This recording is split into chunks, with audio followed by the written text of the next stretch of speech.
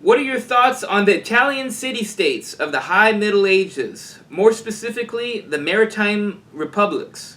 Is this a model for a future configuration and governance of the United States? What was their record of obedience to their respective local bishops and the papacy? Do you have any books to suggest for further reading on this subject matter? Well, for starters, I hesitate to say to someone from the future what our best setup would be like in the future, since he already knows, and I don't want to look bad. But I really don't know what the best configuration would be for us. I can tell you that the great Italian city-states had their benefits and they had their deficits. On the one hand, all of them claimed to be subject to the emperor, and many to the Pope as well, those in what were later called the Papal States. They each had their local oligarchies made up of different factions that would squabble with each other and with the local bishop, who from time to time was the temporal ruler and then wasn't. Okay. Usually after some sort of a rebellion. It was a very chaotic time, and it's no wonder that Machiavelli arose in that context.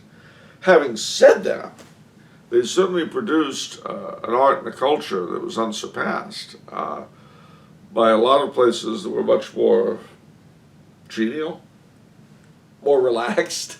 Okay. In The Third Man, Orson Welles' character, Harry Lime, makes the rather nasty comment that, he talks about Renaissance Italy and how they were all poisoning each other and nobody could be trusted and all that. And they produced Michelangelo and Leonardo da Vinci. Switzerland, on the other hand, dear, sweet, moral Switzerland, in all our hundreds of years has given us nothing but the cuckoo clock. that was his justification for his own thievery and nastiness. But there is perhaps a certain truth to it, I don't know what. And it didn't last, of course, because these very unstable units eventually were, you had different core duchies swallow them all up. But they lasted like that for a good 300 years. So, I don't know that I would hold this as a future example for America. We may go that way whether we want to or not. Remember that the city-states of the Middle Ages, not just in Italy but in Germany as well, were the result of the breakdown of central authority. They weren't planned. Nobody sat around and said, let's have a city-state. What happened is that the central authority, whether the Roman Empire or later the Carolingian, the Holy Roman Empire, the central authority broke down, and so in each city, the people who were already responsible for things took over. Yeah.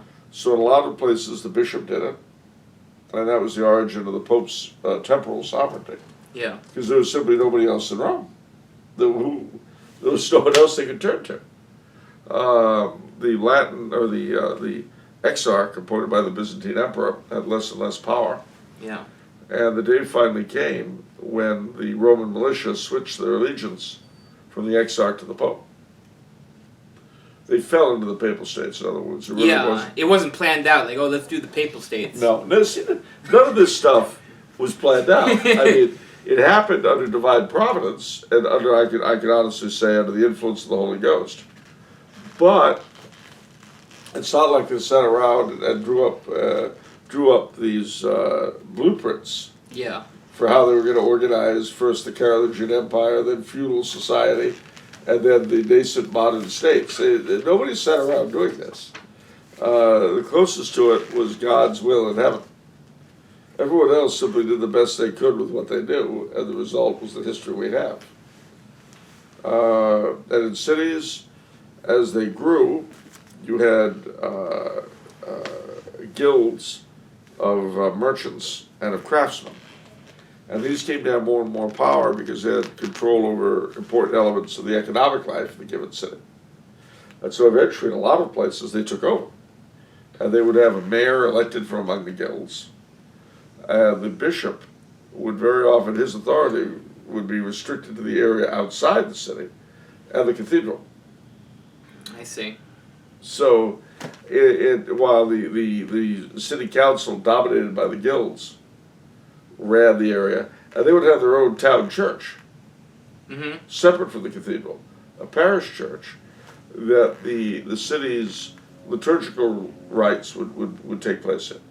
And if you ask, what do I mean liturgical rites? Well, if the founding of the city, the patron saint of the city, anything like that would be celebrated with a high mass, a Te Deum, and so on. The annual election of magistrates would take place there.